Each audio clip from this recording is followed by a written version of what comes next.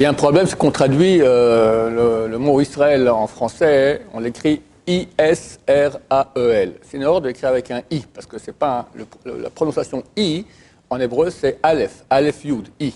En fait, le mot Israël en hébreu, c'est écrit avec un Yud. Yud, ça serait un Y plutôt, Yisraël, et pas Israël. Il faut faire attention quand on dit le Shema Yisraël, de ne pas dire Shema Israël. Beaucoup de gens font l'erreur, la majorité des Français font cette erreur-là parce qu'ils ont vu le mot Israël en français, donc ils prononcent Israël. Mais c'est faux, ça n'existe pas, c'est faux. Donc il faut bien faire attention de dire Shema Yisraël et non Shema Israël. Il est bien, quand on fait le mitzvah de la Torah, de penser qu'on fait le mitzvah de la Torah. Alors c'est pour ça qu'on s'arrête quelques secondes avant de faire Shema Israël, penser qu'on fait la mitzvah de Oraita, de Kirat Shema. C'est marqué, vous dites là-bas, t'en parleras quand tu te couches et quand tu te lèves. Donc, la mitzvah de la Torah de dire le Kirat Shema le matin et le soir. Il est bien de penser encore qu'on fait 3 autres mitzvot.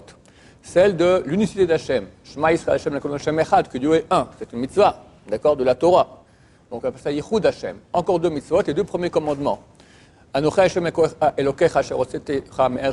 l'éternel qui t'a sorti d'Égypte. Ça, quand on dit le mot Shema Israël, Hachem, le mot Hachem, c'est-à-dire que je reconnais que Hachem existe, qu'il est lui le maître de tout.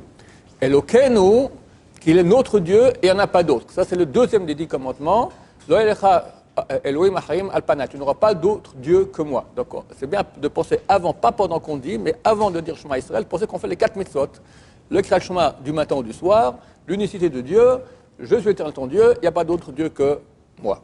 Baruch Adonai, l'olam, amen, amen.